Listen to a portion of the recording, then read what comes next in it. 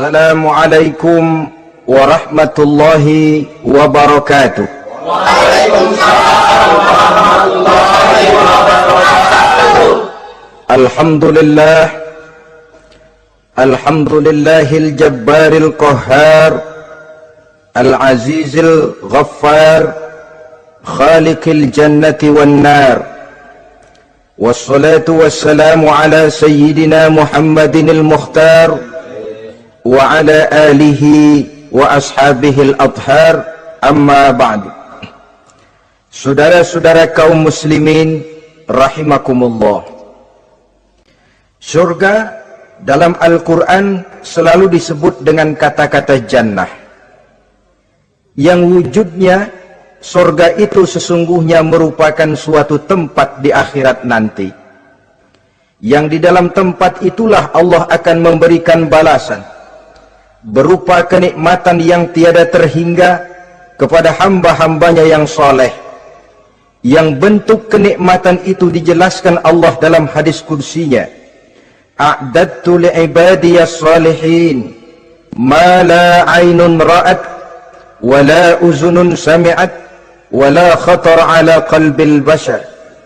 Aku sediakan buat hamba-hambaku yang soleh satu kenikmatan yang belum pernah dilihat oleh mata, belum pernah terdengar oleh telinga, dan belum pernah terdetik dalam hati manusia tentang kenikmatan yang semacam itu.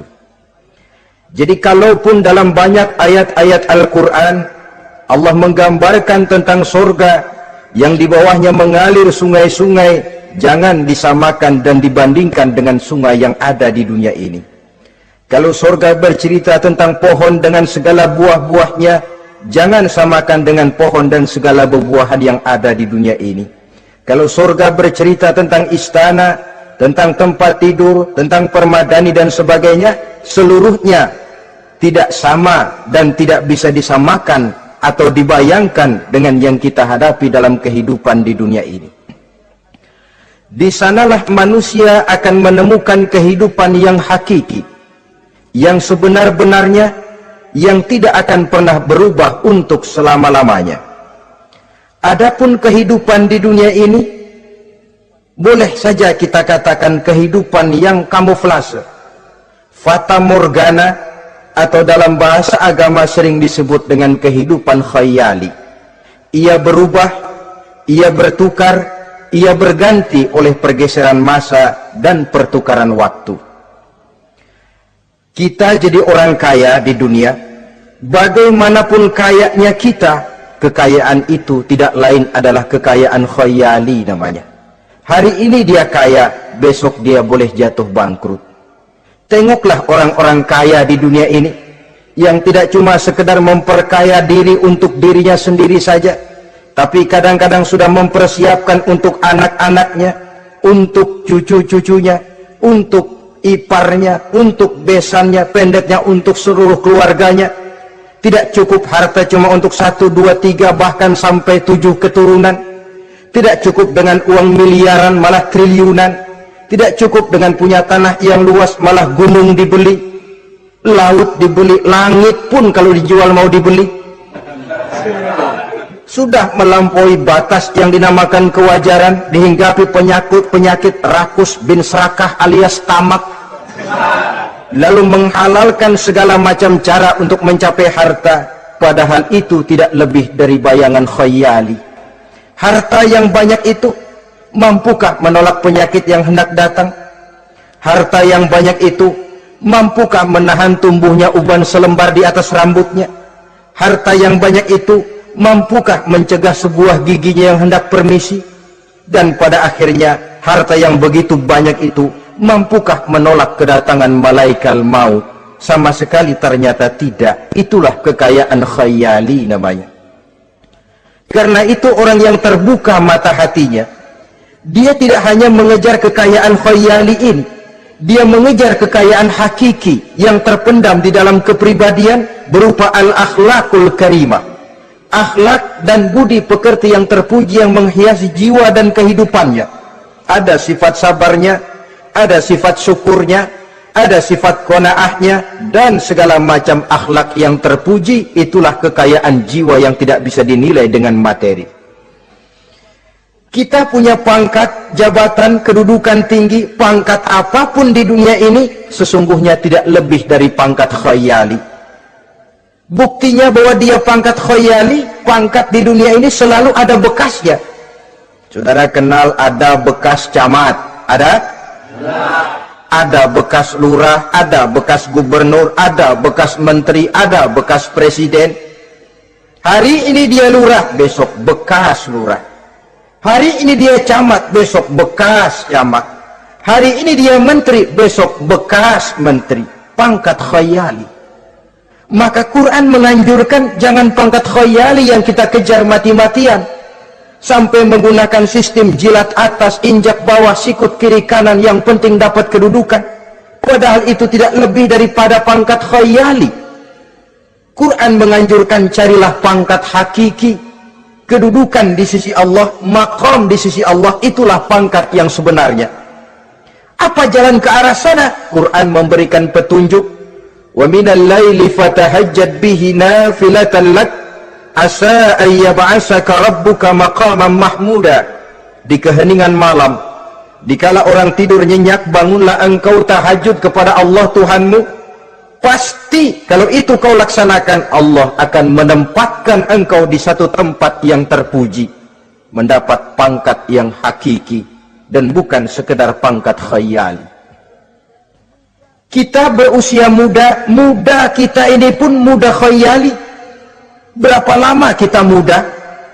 Hari berubah jadi minggu, minggu bertukar menjadi bulan, bulan pergi datanglah tahun.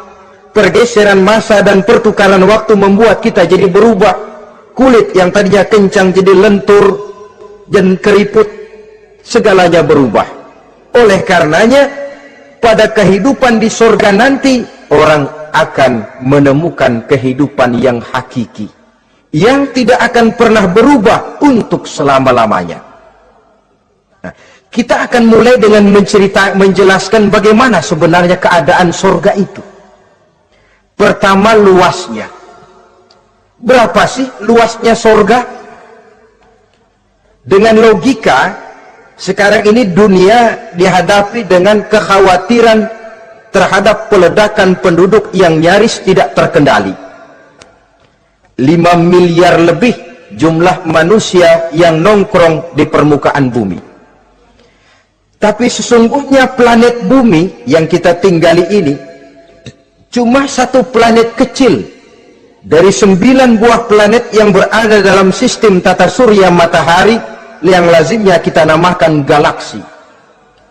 Selain tata surya matahari yang namanya galaksi itu, masih terdapat lagi galaksi-galaksi lain yang dengan sendirinya juga dikitari oleh planet-planet lain. Dan bumi kita yang kita tinggali ini, yang dihuni oleh tidak kurang 5 miliar manusia, hakikatnya cuma setitik debu di tengah angkasa alam yang luas ini. Oleh karenanya, di dalam surah Ali Imran ayat 173, ayat 133, Allah Subhanahu wa taala menjelaskan, wasari'u ila maghfiratin min rabbikum wa jannatin arduha as-samawati wal ardu u'iddat lil muttaqin. Bersegeralah kamu menuju ampunan Allah dan surga yang luasnya seluas langit dan bumi. Seluas langit dan bumi. Sedangkan langit oleh mata telanjang ini kan tidak pernah kelihatan.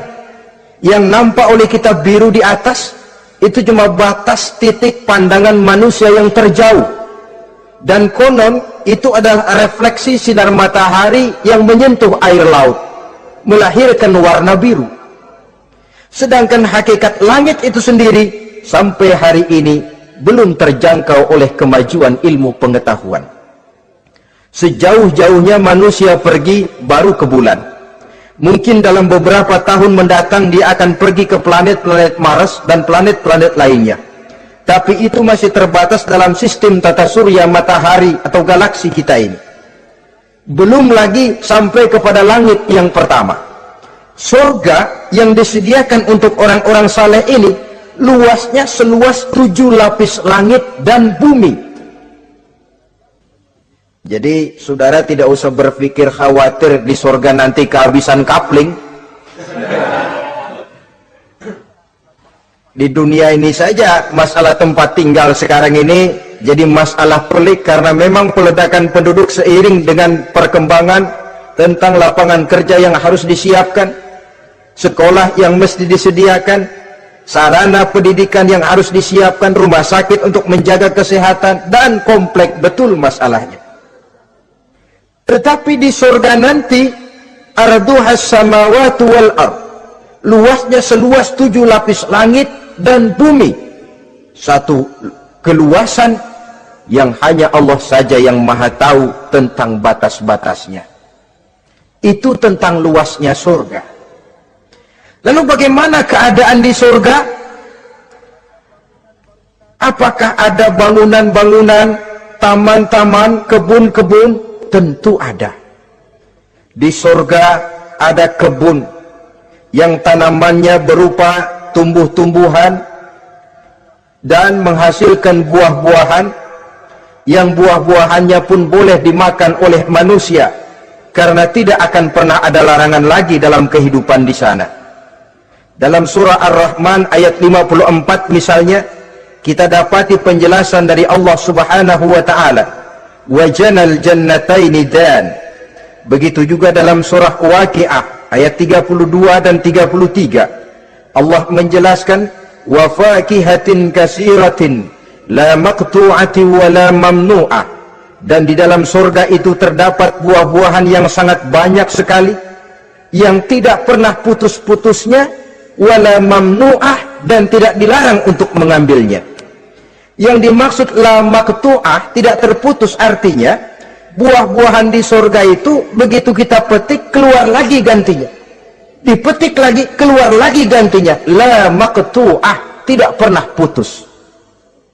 Lainkan pohon di dunia ini hari kita petik keluar lagi kapan? Musim tahun depan, nungguin kita. La maqtu'ah, tidak pernah terputus buah-buahan itu, wala mamnu'ah, dan tidak terlarang untuk memetiknya. Adakah pohon pisang? Pohon pisang ada. Anggur? Anggur banyak. Delima pun ada. Tetapi sekali lagi, bagaimanapun hakikat buah di surga cuma sama dalam nama, tapi lain dalam wujudnya. Nanti saudara pikir, di surga pisang, di sini juga banyak kalau cuma pisang mah. Di surga anggur, di pasar banyak anggur. Ini cuma nama yang sama, hakikatnya tentu berbeda. So kalau hakikatnya juga sama, ya nggak usah sampai ke akhirat, di sini pun cukup. Adanya nama-nama ini cuma untuk memberikan gambaran tentang buah-buah yang ranum, yang nikmat, yang lezat, dan yang digemari oleh manusia. Dan jangan heran, kalau di dunia ini biasanya pohon itu akarnya di bawah, buahnya yang di atas, maka di surga nanti terbalik pohon itu. Akarnya yang di atas, buahnya yang ke bawah. Sehingga orang nggak perlu tangga dan ngambil buah, tinggal metik saja, nggak perlu naik, nggak perlu manjat, nggak perlu bersusah payah. Saudara-saudara kaum muslimin rahimakumullah. Kemudian bangunannya bagaimana? Surga itu pun bertingkat. Di dalam Al-Furqan ayat 10, Allah Subhanahu wa taala menjelaskan, Tabarakallazi in syaa'a ja'ala laka khairan min dzalik jannatun tajri min tahtiha al-anhar wa yaj'al laka qusura. Maha suci Allah yang apabila ia menghendaki dijadikannya untuk kamu yang lebih baik daripada kehidupan dunia ini, yaitu surga yang di bawahnya mengalir sungai-sungai, dan dibangunkannya untuk kamu istana-istana di dalam surga. Jadi bangunan di surga pun berbeda sesuai dengan amalan orang yang masuk ke dalamnya. Seperti halnya perumahan di dunia ini, ada yang masuk kelas pondok indah, ada juga yang masuk kelas pondok pindah. Itu kan tidak sama itu. Ada pondok indah, ada pondok pindah. Sudah pondok pindah lagi. Kenapa bisa berbeda begitu? Ya tergantung kekuatan ekonominya. Makin tinggi nilai kekuatan ekonominya, makin mampu dia mendirikan istana di dunia. Tapi di surga nanti, yang bikin mampu bukan ekonomi. Yang bikin mampu adalah amalan pada waktu hidup di dunia. Makin banyak amalnya, dengan sendirinya makin baguslah istananya di surga. Tetapi yang namanya surga, dapat empernya juga sudah lumayan betul itu. Seemper-empernya surga masih jauh lebih baik daripada sebagus-bagus istana di dunia ini. Taj Mahal, bangunan yang mengagumkan. Istana Raja Persia, bangunan yang menggiurkan. Sehebat-hebatnya istana dunia, masih jauh lebih mending empernya surga. Konon ya, menurut satu riwayat, baunya surga itu sudah bisa dicium 40 tahun perjalanan. Menurut riwayat lain 500 tahun perjalanan. Menurut riwayat satu lagi 70 tahun perjalanan. Baunya surga sudah dapat dicium oleh manusia. Saudara-saudara kaum muslimin rahimakumullah. Nah, di dalam bangunan-bangunan surga itu, seperti halnya terdapatlah kamar-kamar ghuraf dalam istilah Quran itu, yang juga berisi divan, ranjang, tempat-tempat tidur yang indah-indah, dilengkapi dengan kasur-kasur yang tebal dan empuk, bantal dan permadani yang daripadanya bertahtakan emas. Terulah tempat tidur paling menggiurkan kita zaman sekarang ini yang namanya Dunlopillow atau Alga Spring Bed.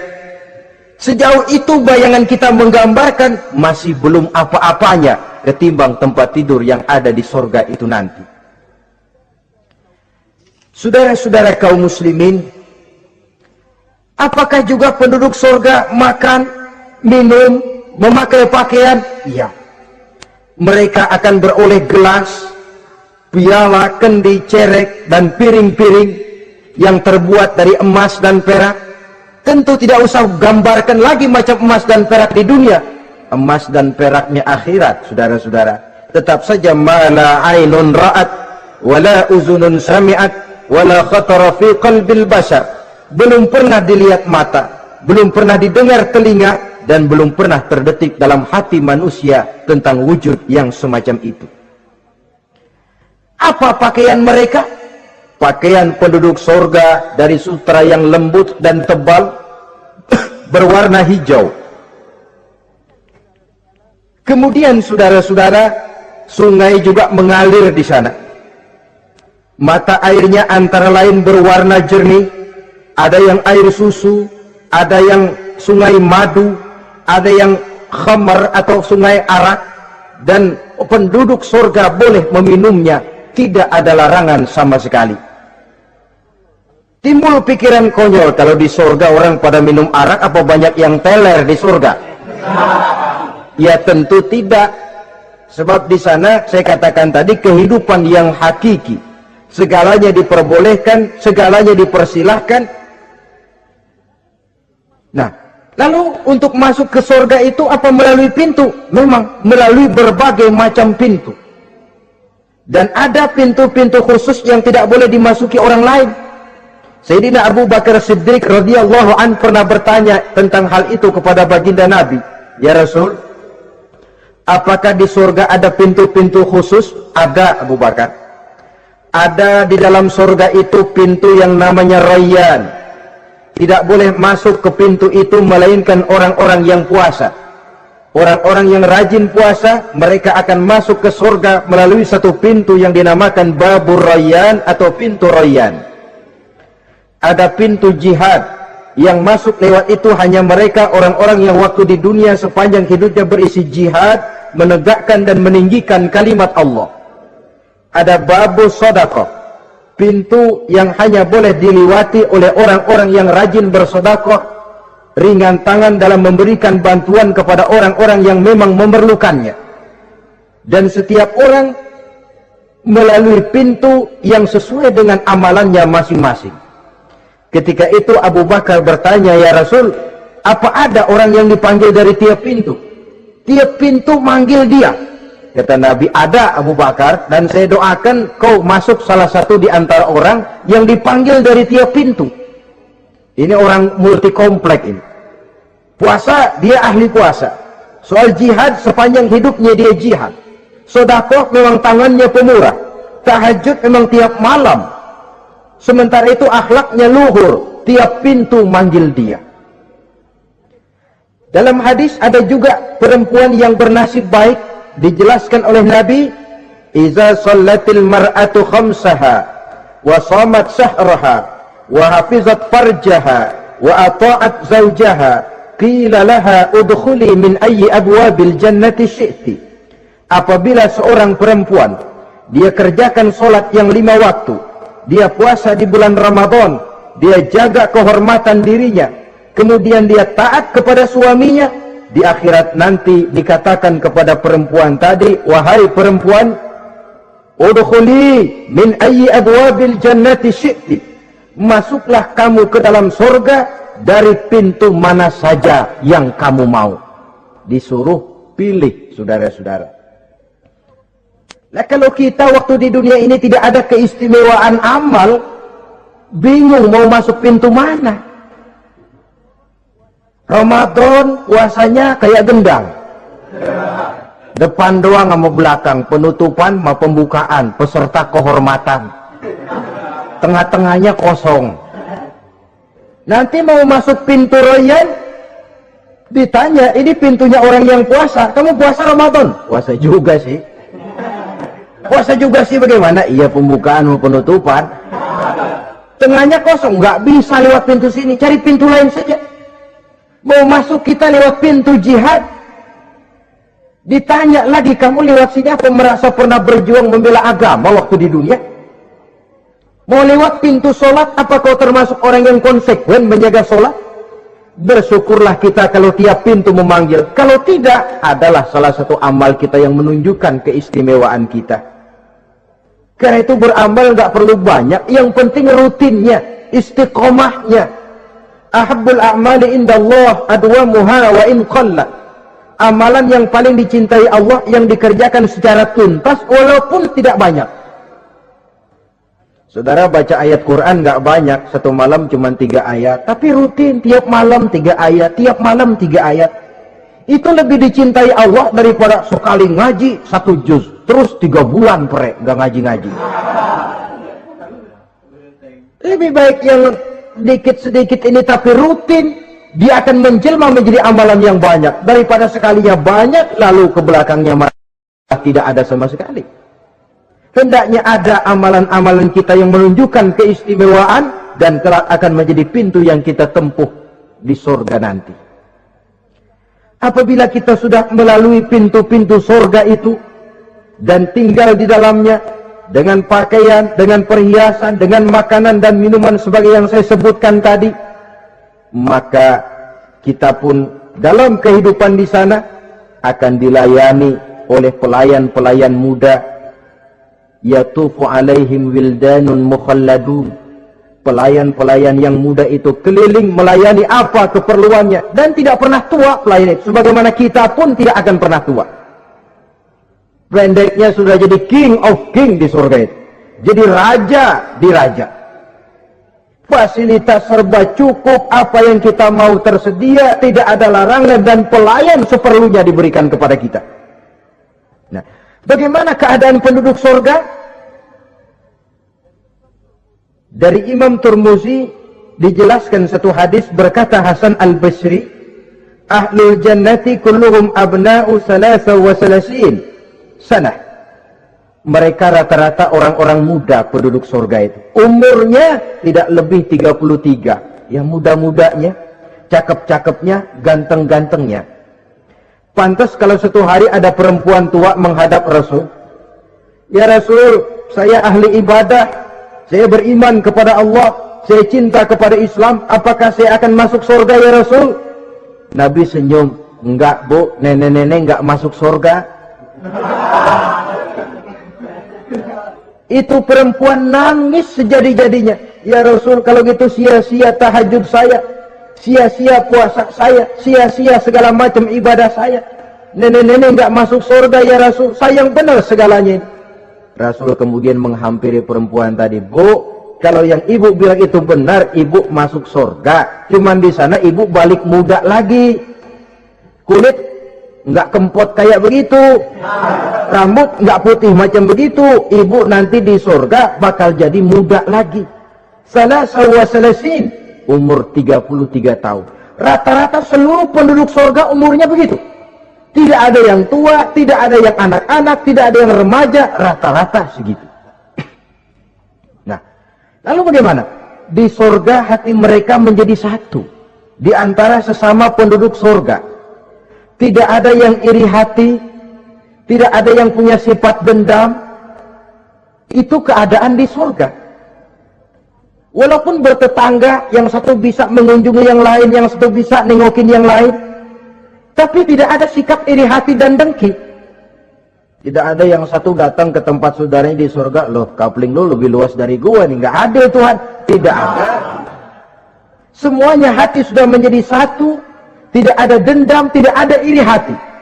Kan jauh bedanya dengan kehidupan di dunia ini toh. Kadang-kadang di dunia ini begitulah romantikanya. Kita melarat, disuraki orang, kita sedikit kaya, diselidiki orang, ada saja yang iri, ada saja yang hasut, dan selalu mencari cara untuk menjatuhkan kita. Di surga hal semacam itu tidak akan kita temui. Orang tidak punya sifat iri hati dan dendam. Lalu bagaimana lagi keadaan penduduk surga itu? Mereka selalu merasa senang dan bahagia. Tiap hari, tiap saat yang dirasakan cuma itu saja. Tidak diselingi seperti kehidupan di dunia ini, di mana senang berseling dengan susah, bahagia berganti dengan derita, ada senyum bahagia, ada tangis menahan derita. Itu romantika kehidupan di dunia. Di akhirat itu tidak akan pernah ditemui dalam surga nanti. Orang selalu merasa senang, karenanya di sana tidak ada keluh kesah, tidak ada orang yang murung, tidak ada orang yang narik napas panjang sambil menghitung bintang di langit. Selalu merasa senang dan selalu merasa bahagia. Lalu bagaimana kondisi fisik mereka? Di surga tidak ada orang yang cacat, baik ia cacat rohani ataupun cacat jasmani. Seperti yang kita temui di dunia ini, ada saja cacatnya. Kadang-kadang jasmani sehat, rohaninya sakit. Kadang-kadang rohaninya bagus, jasmaninya cacat. Di surga orang sempurna, komplit, cukup. Tidak ada yang cacat rohani ataupun yang cacat jasmani.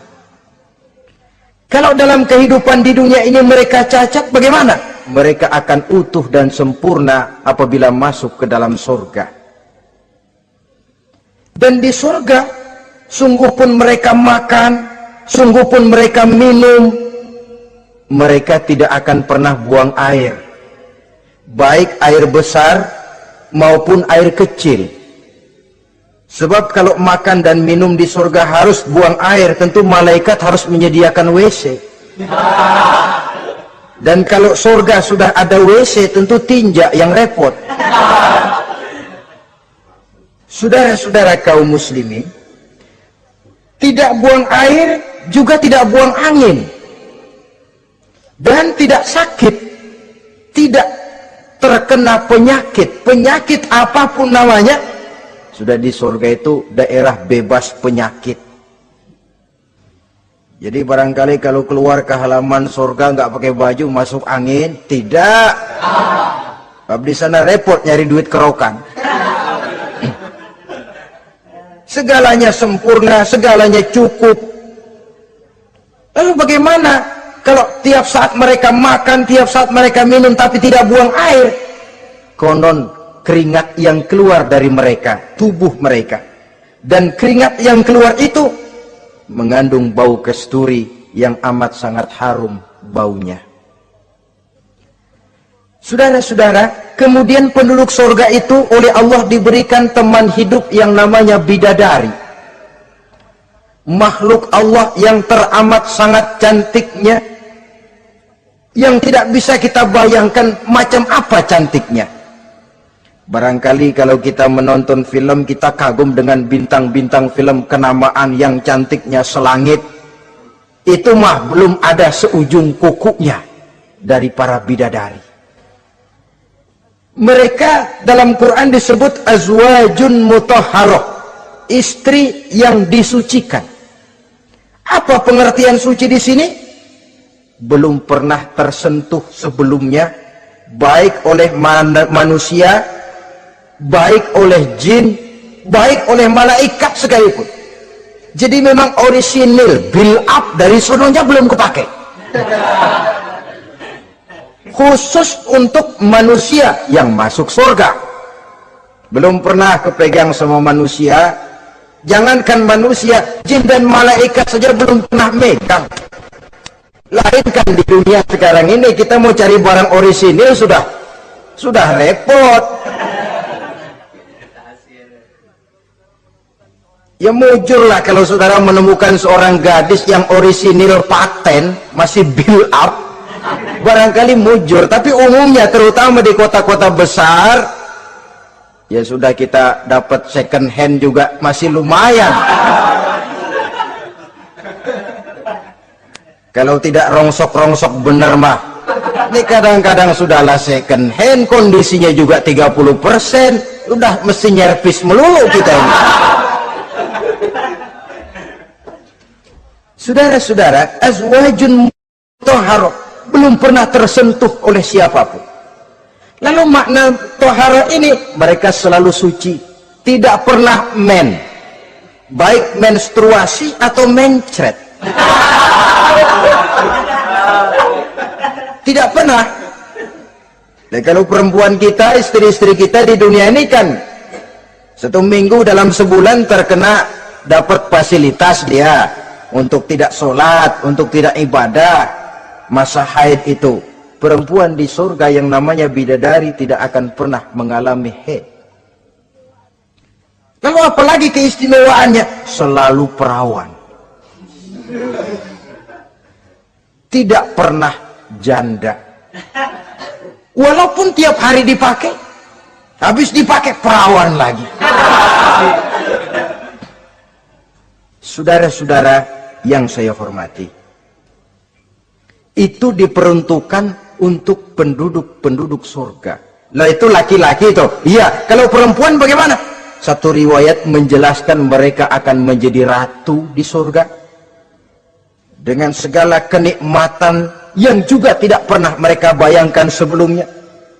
Riwayat lain menjelaskan bahwa mereka juga akan berkumpul dengan suami, istri, dan anak-anaknya jikalau mereka memang orang-orang soleh.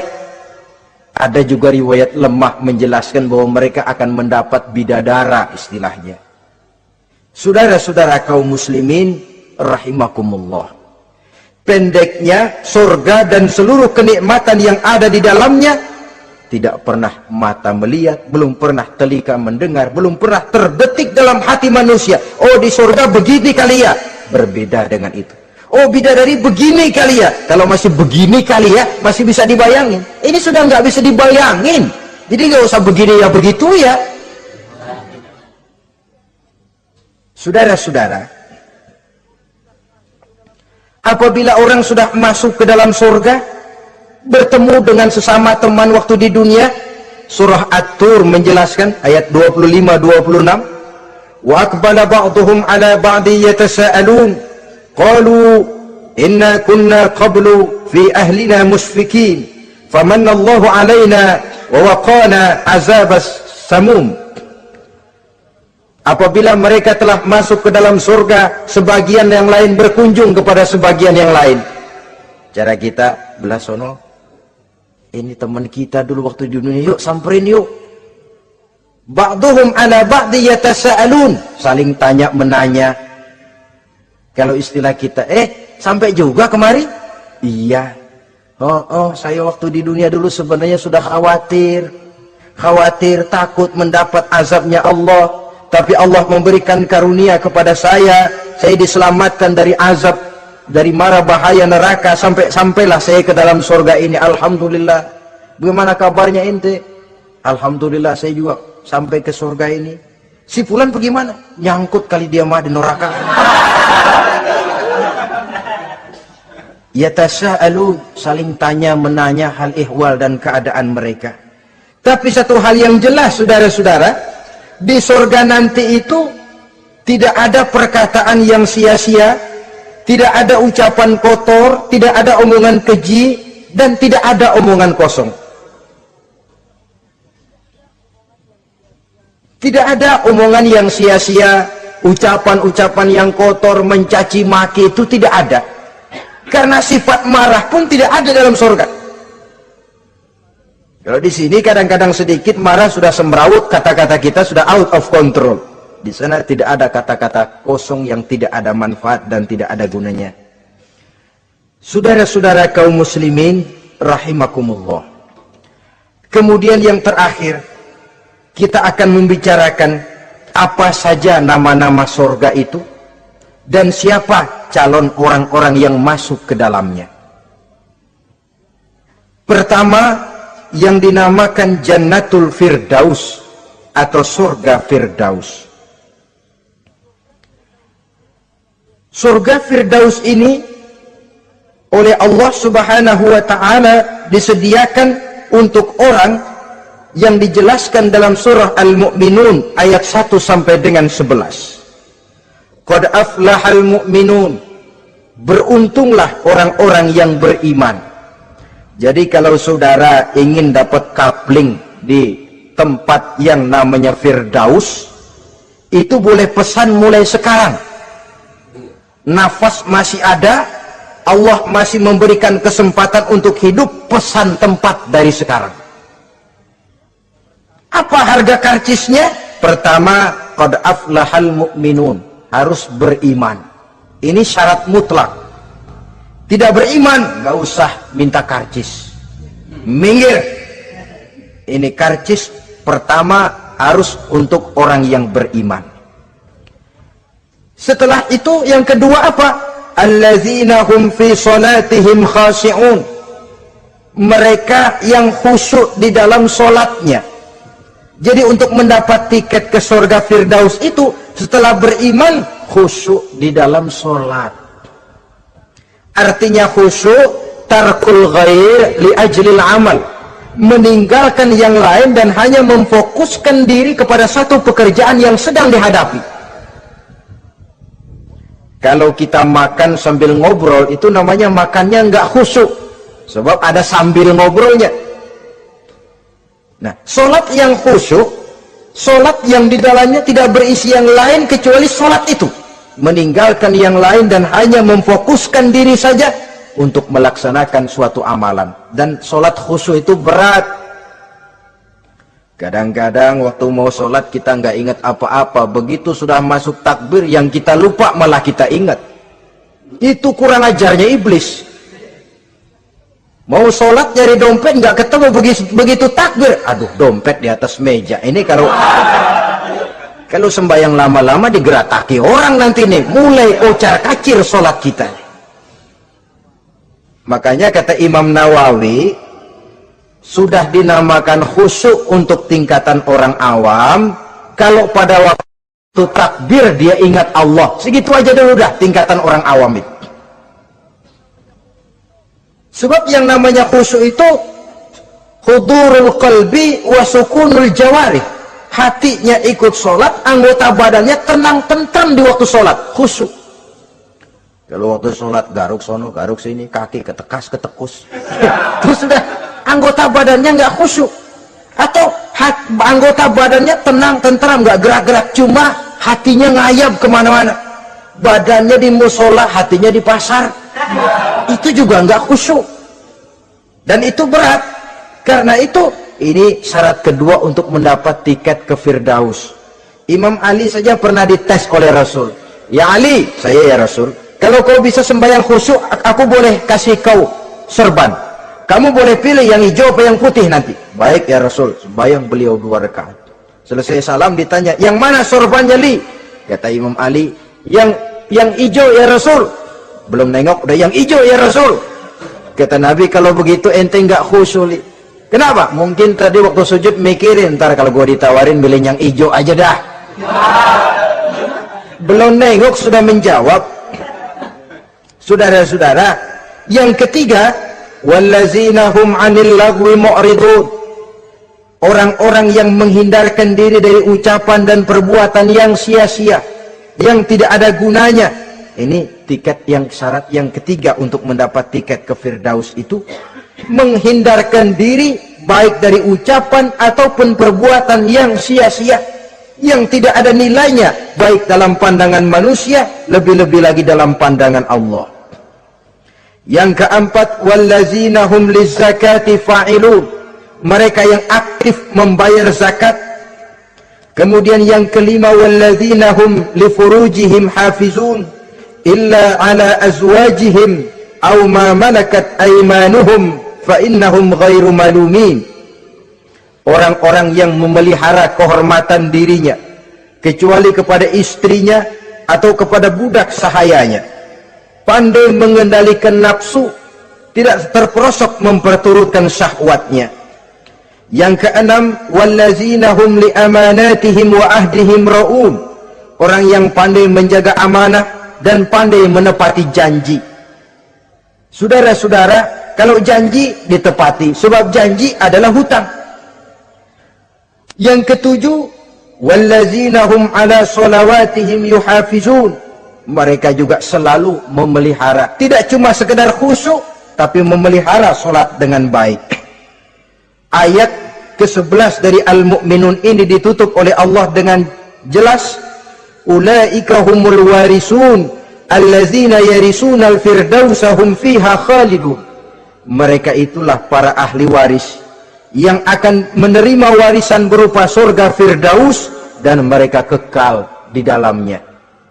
Kalau tadi sudah kita tangkap bahwa begitu besar kenikmatan yang ada di dalam surga, ternyata barang yang mahal memang tidak mudah untuk didapat. Saudara-saudara, inilah surga Firdaus. Adapun yang kedua, nama surga itu disebut dalam Quran Jannatu Adnin, surga Aden. Untuk siapa mereka? Dalam surah Ar-Ra'd ayat 22 dan 23 Allah menjelaskan, wallazina sabaru ibtigha'a wajhi rabbihim wa aqamus shalah wa anfaqu mimma razaqnahum sirran wa alaniyah wa yadra'una bil hasanati sayyi'ata ulaika lahum uqbad dar jannatu adnin yadkhulunaha. Dan orang-orang yang sabar, wallazina sabaru, orang-orang yang sabar. Sabar dalam apa? Ibtigha'a wajhi rabbihim, dalam menuntut keridhaan Allah. Sabar dalam mencari keridhaan Allah.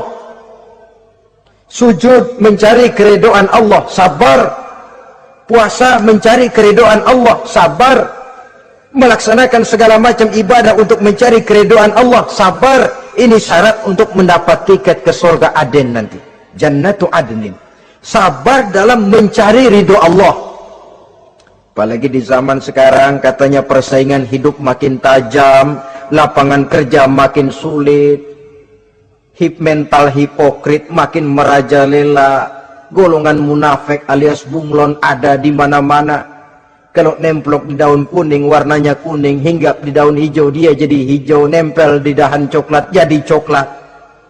Menjilat ke sana kemari, bukan untuk mendapat ridho Allah kadang, tapi untuk mendapat ridho atasannya, mendapat restu atasannya. Ini kan realita dalam kehidupan. Saudara-saudara, mencari muka. Padahal seorang muslim ibtigha'a wajhi rabbihim, sabar dalam mencari ridho Allah. Lalu wa aqamus shalah, mereka mendirikan salat. Di sini hanya pengertian umum, mendirikan salat. Kalau dalam Firdaus tadi ditegaskan, tidak cuma sekedar mendirikan, tapi juga khusyuk dan memelihara. Ini mendirikan, saudara-saudara. Maaf, Ada orang yang mengerjakan sholat, ada orang yang mendirikan sholat. Apa bedanya itu? Kalau mengerjakan sholat cuma sekedar gugur kewajiban. Pokoknya gugur kewajiban beres. Kadang-kadang pulang sembahyang Jumatnya bersendal. Enggak sembahyang dia, sembahyang. Kok nyolong sendal pulangnya? Itu baru ngerjain sholat, belum mendirikan sholat. Kalau mendirikan sholat, selesai sholat, ajaran sholat diterjemahkan dalam kehidupan. Itu mendirikan namanya. Ada istimror, kontinuitas alias kesinambungan. Selesai sholat, akhlak sholat, ajaran sholat diterjemahkan di luar sholat. Itu makna aqamus sholat. Apalagi syarat yang ketiga untuk mendapat tiket ke surga Aden ini? Wa anfaqu mimma razaqnahum sirran wa alaniyah. Menginfakkan, membelanjakan di jalan Allah rezeki yang diberikan kepada mereka, baik terang-terangan maupun sembunyi-sembunyi. Maka sedekah itu terang-terangan baik, sembunyi-sembunyi juga baik kalau niatnya ikhlas karena Allah. Terang-terangan baik, kenapa? Untuk merangsang orang lain supaya berbuat seperti kita, bukan untuk dipuji, bukan untuk mendapat ria. Saudara-saudara, saya yang miskin nyumbang 100.000, saudara berapa yang kaya? Ini boleh untuk merangsang orang lain. Tapi kalau untuk ria, itu tentu dilarang oleh agama. Terang-terangan boleh, sembunyi juga boleh, bahkan itu yang dianjurkan oleh Nabi. Tangan kiri tidak tahu apa yang diberikan oleh tangan kanannya. Saudara-saudara, lalu yang keempat, wa yadra'una bil hasanati sayyi'ata. Mereka menolak kejahatan dengan kebaikan. Dia hanya tidak berteriak-teriak tentang kemiskinan, tapi melakukan usaha bagaimana mengatasi kemiskinan. Dia tidak hanya berteriak dengan mengemukakan berbagai macam kemunkaran, tapi mengimbanginya dengan menanamkan segala macam kebajikan. Seperti sekarang ini tuh. Air saja kalau cuma dibendung tapi tidak disalurkan, kan ngebludak, jebol bendungan. Kita cuma teriak anak-anak muda dihantam oleh kebudayaan barat yang merusak moral. Tapi mana kebudayaan Islam kita? Gak pernah kita timbulkan. Musuh kita adalah kemiskinan dan kebodohan, jelas. Tapi apa langkah ekonomi yang kita lakukan untuk mengatasi kemiskinan? Dan bagaimana upaya kita meningkatkan mutu pendidikan? Kadang-kadang yang mutunya baik, mahalnya gak kejangkau oleh lapisan rakyat yang di bawah, menengah ke bawah ini. Itu yang jadi problem. Orang yang mendapat tiket ke surga Aden ini, mereka menolak kejahatan dengan mengimbanginya, melakukan kebajikan. Tidak cuma teori, tidak cuma propaganda, tapi ada langkah konkret bahwa untuk membentengi kemaksiatan harus diperbanyak munkar. Untuk mengimbangi segala macam perbuatan durjana harus dikembangkan majelis taklim pesantren, menghidupkan akhlak Islamiyah dalam kehidupan sehari-hari. Wa yadra'una bil hasanati sayyi'ah. Orang semacam itulah yang akan mendapat tiket ke surga Aden atau Jannatu Adnin nanti. 2. Adapun surga yang ketiga dinamakan Jannatun Naim. Surga Naim. Naim mengandung arti penuh kenikmatan. Tiketnya sederhana saja. Al-Qalam ayat 34. Inna lil muttaqina inda rabbihim jannatu na'im. Sesungguhnya bagi orang-orang yang bertakwa kepada Allah, mereka akan mendapat balasan berupa jannatun na'im, surga Naim namanya. Jadi tidak banyak untuk mendapatkan surga Naim ini, cuma takwa. Cuman takwa yang jadi banyak. Apa itu takwa? Sekarang ini kan takwa jadi lalap. Dan orang sering menggunakan istilah agama di zaman sekarang ini untuk maksud yang tidak sama dengan maksud agama. Padahal takwa ini jelas, sebelum Islam datang ke Indonesia, kita orang Indonesia tidak kenal kata-kata takwa. Maka kalau harus menggunakan kata takwa, pengertiannya harus dikembalikan kepada pengertian Islam. Ini sih enggak. Orang yang mana aja kalau dilantik bertakwa kepada Tuhan yang Maha Esa, bertakwa. Sampai membleh ke bibir, bertakwa. Tapi kalau sudah megang jabatan, kadang-kadang takwa ngalor dia ngidul. Tidak relevan lagi.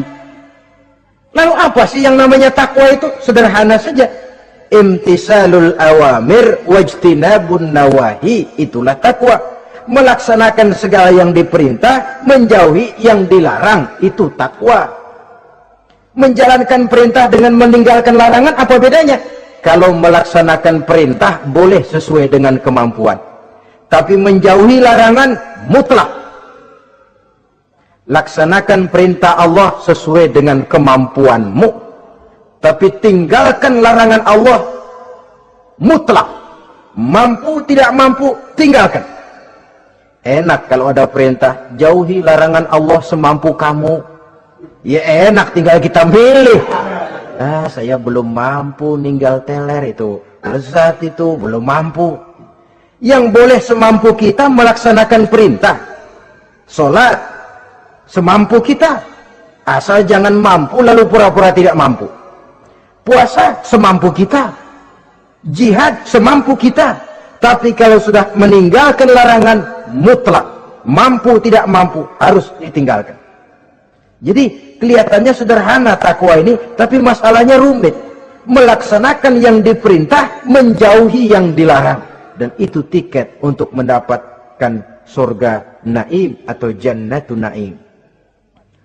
Yang keempat, saudara-saudara, di antara nama surga itu ada yang disebut surga ma'wa atau jannatul ma'wa.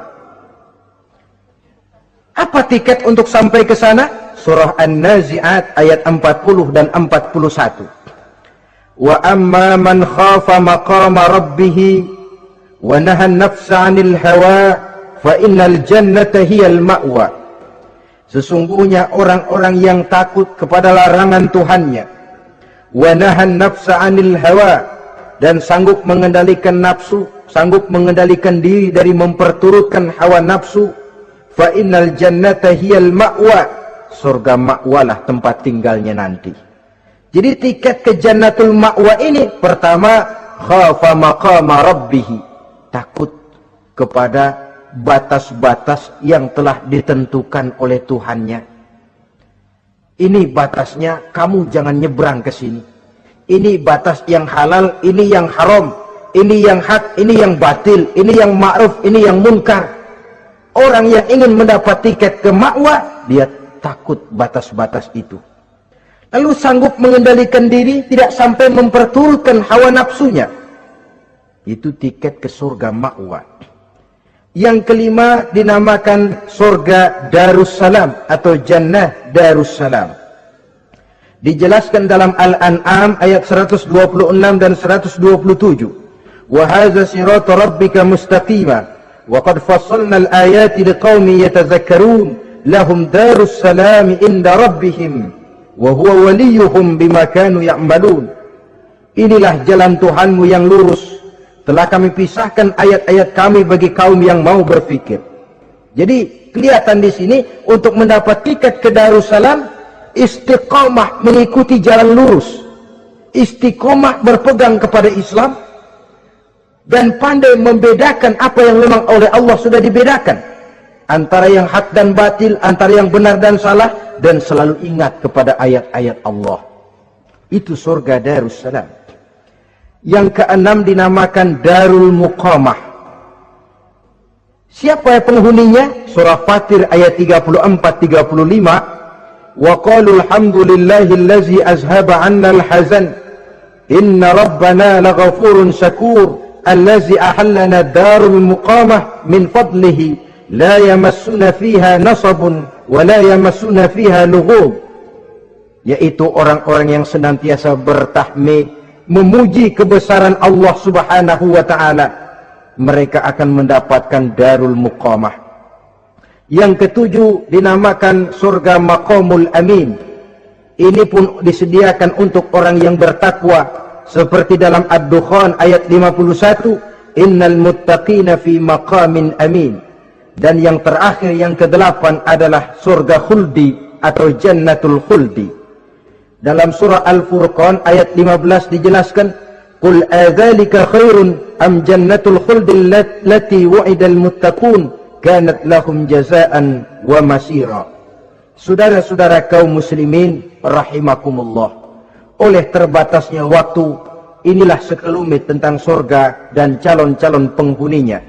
Mudah-mudahan dijadikan kita oleh Allah termasuk salah seorang di antara calon-calon yang kelak akan menjadi penghuni surga, mendapat kenikmatan yang kekal dan abadi di dalamnya. Amin ya rabbal alamin. Terima kasih atas segala perhatian. Mohon maaf atas